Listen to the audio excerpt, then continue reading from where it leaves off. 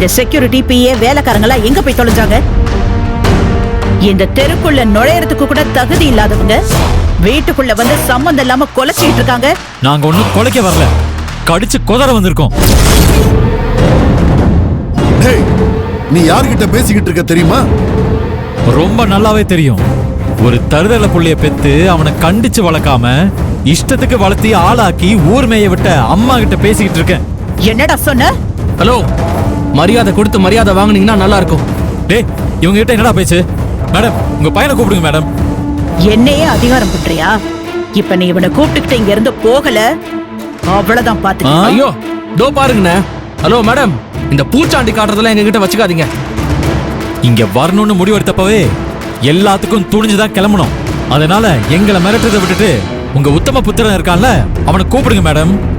அவனை எதுக்கு கூப்பிடணும்? அவனுக்கு உங்களுக்கு என்ன சம்பந்தம்? என்ன சம்பந்தம் இருக்கா? சட்ட விரோதமா பைக் ரேஸ் நடத்தி என் தங்கச்சி மேல மோத நான் பாருங்க, அந்த சம்பந்தம் இருக்கு.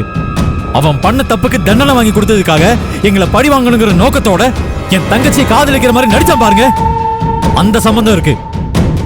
என் தங்கச்சி நாங்க நிச்சயம் பண்ண மாப்பிள்ளைய கல்யாணம் பண்ணிக்கிறதுக்கு ரெடியா இருந்தப்ப அவன் கல்யாணம் பண்ணிக்கிறேன்னு சொல்லி முகூர்த்த நேரத்துல என் தங்கச்சியை வர வச்சு நடு தெருவுல நிற்கதை எனக்கு வச்சா பாருங்க, அந்த சம்பந்தம் இருக்கு. எங்க தங்கச்சியை நாங்க ஆசைப்பட்ட மாப்பிள்ளைக்கே கல்யாணம் பண்ணி கொடுத்துட்டு அவர் கூட நல்லபடியா வாழணும்னு நினைக்கிறப்போ அதை கெடுக்கிற மாதிரி என் மாப்பிள்ளைக்கும் தங்கச்சிக்கு நடுவுல பூந்து டைப்பா டார்ச்சர் பண்ணிட்டு அவங்க ரெண்டு பேரையும் பிரிச்சு என் தங்கச்சி இப்ப அட வச்சிட்டு இருக்கானே, அந்த சம்பந்தம் இருக்கு. இப்படி எத்தனை சம்பந்தம் இருக்கிறப்ப என்ன சம்பந்தம் இருக்குன்னு கேக்குறீங்களே? ஏன் இந்த சம்பந்தம் எல்லாம் பத்தாதா? இதுக்கு மேல வேற என்ன வேணும் உங்களுக்கு? போது, நிறுத்து. என் பையனை பத்தி நீ பாட்டுக்கு உன் இஷ்டத்துக்கு என்னென்னமோ சொல்ற. என் பையன் ஒண்ணும் நீ சொல்ற மாதிரி கிடையாது. உங்ககிட்ட எங்களுக்கு என்ன பேச்சு? உங்க பையனை வர சொல்றீங்களா இல்லையா? அவங்கிட்ட நாங்க பேசிக்கிறோம். ஏய், அவங்கிட்ட எல்லாம் நீ பேச முடியாது. பிரச்சனை பண்ணாம ஒழுங்கு மரியாதையா வெளியே போயிட்டானா உனக்கு நல்லது. என்ன இவங்க கிட்ட பெர்மிஷன் எல்லாம் கேட்டுட்டு இருக்க? ஏன் இவங்க பெர்மிஷனோட தான் அந்த பொறுக்கி பையனை போட்டு அடிக்கணுமா என்ன? என்ன சொன்ன? என் தம்பி அடிப்பியா?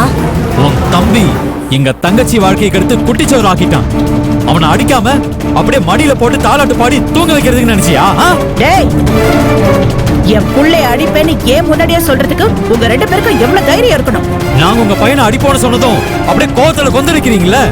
உங்க பையன் என் தங்கச்சி வாழ்க்கையை அடிச்சு துவச்சு நாசமாக்கி அவ புருஷனோட சேர்ந்து வாழ விடாம படிக்கான்ல, அப்ப எங்களுக்கு எவ்வளவு கோவம் இருக்கும். அந்த கோவத்தை நாங்க காட்ட வேண்டாமா? எங்க தங்கச்சி ஆடுற மாதிரி அவனை கதற வைக்க வேண்டாமா?